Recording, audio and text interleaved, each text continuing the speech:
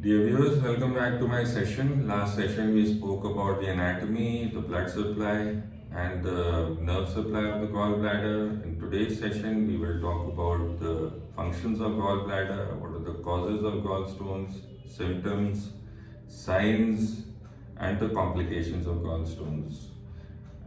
So I think before we start I always like to say a few words regarding some previous experience. So, okay, this time I would like to mention that anybody who is pursuing research, you don't have to create a Frankenstein to pursue your research goals. You can keep your research very simple and you can take it slowly, you can enjoy the journey of doing a research and you should let it happen, whatever comes to you. It's obviously for those students who are joining the medical school for the first year and the second year, maybe you should be able to choose a topic of your interest, whether that is circulatory, neurological topic, maybe genitourinary, orthopedics, whatever topic that suits you.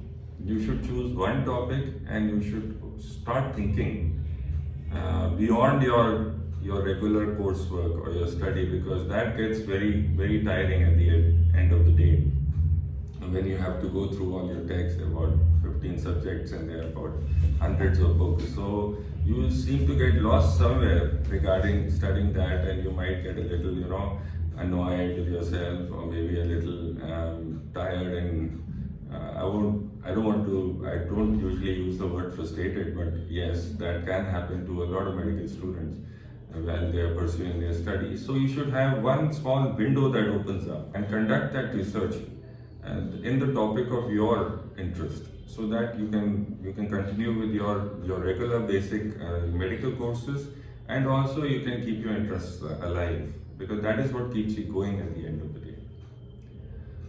And New Year's is coming, so I'd like to wish all my viewers a very happy New Year. And let's begin now with the topic of gallstones. And this is the part 2 of the series.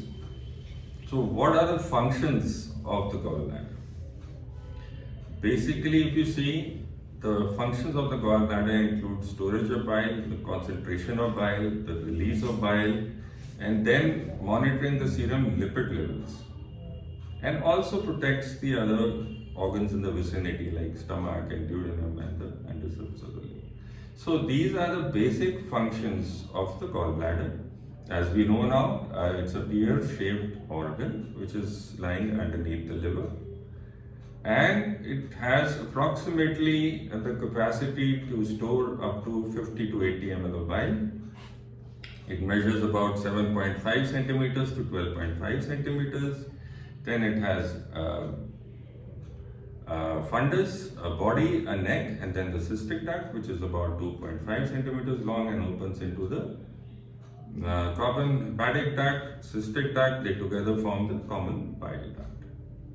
So this is where the functions and the basic structure of the gallbladder is. Now we can talk about what are the causes of the gallstones.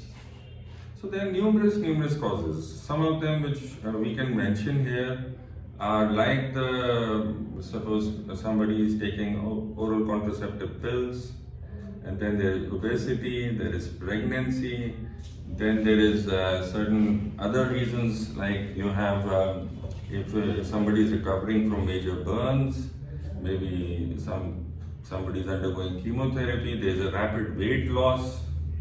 If there is a rapid weight, yes, this is important. If somebody is losing weight and he loses weight rapidly, he or she is losing weight rapidly, that can result in the formation of gallstones also. Then you have diabetes, and some vasculitis causes also, and they can develop into gallstones. So these are the basic, if you see, these are the causes of how a gallstone is forming. And now basically the bile is produced in the liver, then it drains into this common hepatic duct to the right and the left hepatic duct, and this right and left hepatic duct, the bile flows, usually it's produced at about 40 ml an hour, and it goes into the gallbladders and gets stored there, and then gets released with with the release of the cholecystokinin hormone that comes and which is secreted in a response to whenever somebody is taking a fatty diet. So what is this bile? Bile is basically nothing but you have this, it's a composition of cholesterol, it's a composition of bile pigments. So it's what is present there in the gallbladder. Now as we move on, we have talked about the functions of gallbladder now, we've talked about the causes of the gallstones, and now we will move on to the symptoms and signs of having a gallstone. If you remember the last time I spoke about Charcot Triad and about Reynolds Pentad.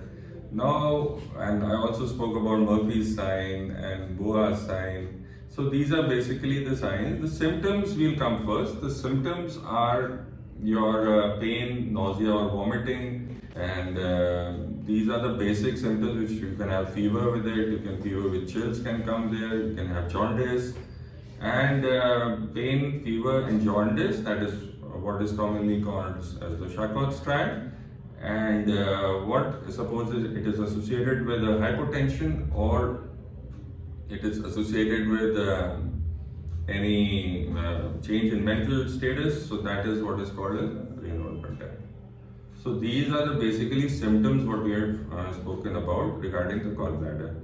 Now we can talk about the signs of the gallbladder. What signs we can elicit while we are examining the patient. So basically we said Boa sign was there, that is hyperesthesia of the right side. And then we talked about Murphy's sign, which is the pain at the zenith of the inspiration in the right upper quadrant region. And then you have Moynihan sign. Moynihan sign is a variant of the Murphy's sign. The patient was there on the right side of the chest of the patient, and his thumb used to be on the right side, and whenever the patient was asked to breathe and this thumb was pressed, there was a pain in the right upper quadrant region. So that was called as the Moynihan sign. So these are the basic signs which we have spoken about right now. But I would like to mention something here which might be of interest to the viewers, and that is we can talk about two syndromes there which are called, one is a Mirizi syndrome and the other is a Bowerett syndrome. And then you have what is called as a Reynolds Triad. So Mirizi syndrome, we need to understand this because it has a lot of surgical importance. Why I am saying this is because you have this stone which is present in the gallbladder, and you have it in the cystic duct. So this cystic duct is the stone gets impacted in that area, and being in close proximity to the common hepatic and the common bile duct, this stone sort of impinges. There's an extrinsic compression of this stone over these two common hepatic or the common bile duct usually, and that is what causes you have this compression there. This causes the obstruction of the flow of the bile through the common hepatic duct, and that is what causes the symptoms of jaundice, sometimes inflammation, infection and pain. So additional pain to the stone. So that is what is basically a Mirizi syndrome, and there are 5 types of Mirizi syndromes when it forms fistulas. So that is the stage 5 of the Mirizi syndrome, and they are different because this is important because you have management changes with each of these. Level 1, level 2 Mirizi is different, level 3, level 4 is different, 5 is different. So that we can talk about in the surgical when we talk about the surgery of the gallbladder that time. So this Mirizi syndrome is there. Okay, sometimes what happens this in a biliary enteric fistula, you have this gallstone that is into the gallbladder, then it goes in the cystic duct, then it goes into it falls into the duodenum, and it goes down. Usually it will get impacted in at the terminal ileum because that will be the narrowing part. But in 1 to 4% of the cases, it stays within that gallbladder. After it comes out of the gallbladder, it stays in the upper duodenal area. So that causes a gastric outlet obstruction. This gastric outlet obstruction is basically happening there, and which is a part of the Bowerett syndrome. You can stop here.